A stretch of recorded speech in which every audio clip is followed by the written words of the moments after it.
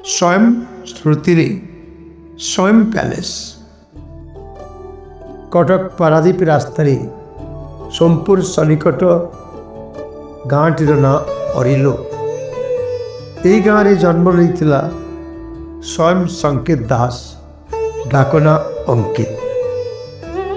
ଅଙ୍କିତ ମା ଗର୍ଭରୁ ଜନ୍ମ ନିଏ 6 ଅଗଷ୍ଟ 2007 ମସିହାରେ। ଏକ ଅକାଳ ମୃତ୍ୟୁ ତାକୁ ମା ପାଖରୁ ଛଡ଼ାଇ ନିଏ 24 ଜୁଲାଇ 2024 ମସିହାରେ। ସେହି ଦିନଠାରୁ ପରିବାରରେ ତା ବାପା ବୋଉ, ବଡ଼ ବାପା ବଡ଼ ବୋଉ, ପିଇସା ପିଇସି, ଭାଇ ଭଉଣୀ, ମାମୁଁ ମାଇଁ, ଅଜା ଆଈ ତଥା ବନ୍ଧୁ ପରିଜନ ଓ ତାର ସହପାଠୀ ଏବଂ ସାଙ୍ଗସାଥୀମାନେ ତାକୁ ଝୁରି ହେଉଛନ୍ତି, କଷ୍ଟ ପାଉଛନ୍ତି, ସ୍ମରଣ କରୁଛନ୍ତି। ସମସ୍ତଙ୍କଠାରୁ ତାକୁ ଅଧିକ ଭଲ ପାଉଥିବା, ସ୍ନେହ କରୁଥିବା ତାର ବଡ଼ ଭାଇ ସୁମନ, ସ୍ୱରୂପ ସୁମନ ଦାସ, ଯିଏକି ଓଡ଼ିଶାର ଜଣେ ପ୍ରତିଷ୍ଠିତ ଯୁବ ଏଣ୍ଟରପ୍ରେନର, ସବୁ ସମୟ ପାଇଁ ଯେତେ କାର୍ଯ୍ୟବ୍ୟସ୍ତ ଥିଲେ ବି ମାନସିକ ଯନ୍ତ୍ରଣାରେ ସବୁବେଳେ ଛଟପଟ। ଏଇ ତ 2024 ମସିହା ମାର୍ଚ୍ଚ ମାସରେ ତିଥି ଅନୁଯାୟୀ ଅଙ୍କିତକୁ 16 ବର୍ଷ ପୂରିବା ଅବସରରେ ସ୍ୱରୂପ ବହୁତ ଜାକଜମକରେ ତାର 16 ପୂଜା ସଂଗଠିତ କରିବା ପାଇଁ ଅଗ୍ରଣୀ ଭୂମିକା ନେଇଥିଲା। ଭୋଜି ସହ ଭଜନ ସନ୍ଧ୍ୟା, କିଆପାଲା, ନୃତ୍ୟ ସଙ୍ଗୀତର ଆସର ସହ ଘର ବାଡ଼ିର ସାଜସଜା ଆକର୍ଷଣୀୟ କରି ତୋଳିଥିଲା। ପରିବାର ପାଇଁ ଅଭୁଲା ଥିଲା ସେ ଦିନଟି। କିଏ ଜାଣିଥିଲା ଆନନ୍ଦର ମୁହୂର୍ତ୍ତ ପରେ ପରେ ଏତେ ବଡ଼ ଗୋଟେ ବିଷାଦମୟ ପରିସ୍ଥିତିଟିଏ ସମସ୍ତଙ୍କ ଅଜାଣତରେ ଖେପି ଆସିବ।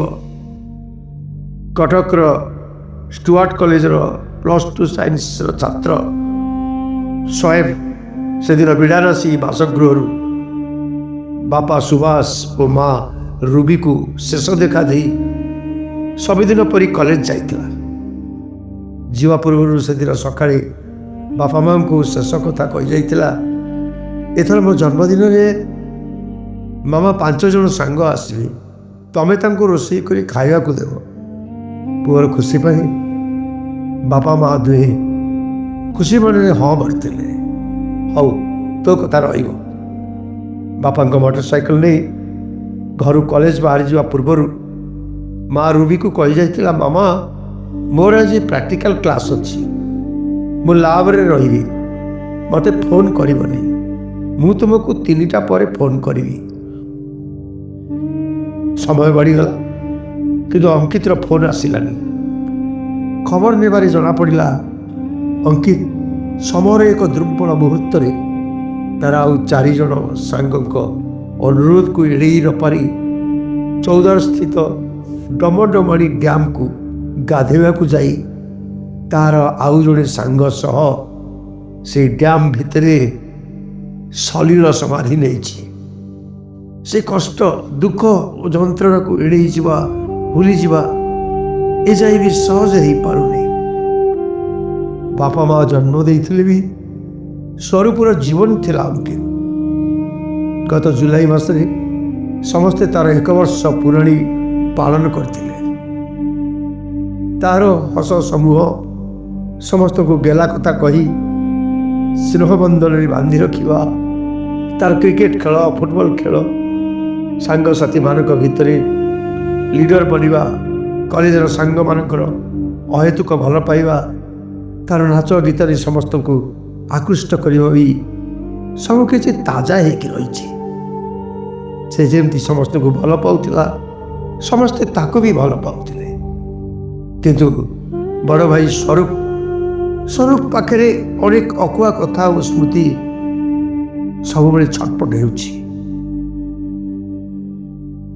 ତାର ସ୍ମୃତିକୁ ଜୀବନବ୍ୟାପୀ ସ୍ମରଣୀୟ କରିବା ପାଇଁ ସ୍ୱରୂପ କଟକ ପାରାଦୀପ ରାସ୍ତାରେ କମରପଦା ଛକରେ 32 ଗୁଣ୍ଠ ଜାଗାରେ ଏକ ମଲ୍ଟିପର୍ପସ୍ ମଣ୍ଡପ ସ୍ୱୟଂର ନାଁରେ ସ୍ୱୟଂ ପ୍ୟାଲେସ୍ ଭାବେ କରିବାକୁ ଯାଉଛି। ୟା ଭିତରେ ସ୍ୱରୂପର ବିବାହ ଉତ୍ସବ এই নভেম্বর 23 তারিখରେ ସମ୍ପନ୍ନ ହୋଇସାରିଛି। ଆଜି 26 ନଭେମ୍ବର ତାର ବାହାଘର ଭୋଜି। ଏଠିକୁ ଆଜି 4000ରୁ ଅଧିକ ନାମୀ ଦାମୀ ଅତିଥି ନିମନ୍ତ୍ରିତ। ସମସ୍ତ ଅତିଥିମାନଙ୍କ ଗ୍ରହଣରେ ଆଜି ସ୍ୱୟଂ ପ୍ୟାଲେସ୍ର ଭିତ୍ତିପ୍ରସ୍ତର ସ୍ଥାପନ ହେଲା। ଏହି ପ୍ୟାଲେସ୍ ସ୍ୱୟଂ ସିଂହ ଦାସ ବା ଅଙ୍କିତକୁ ଉତ୍ସର୍ଗୀକୃତ।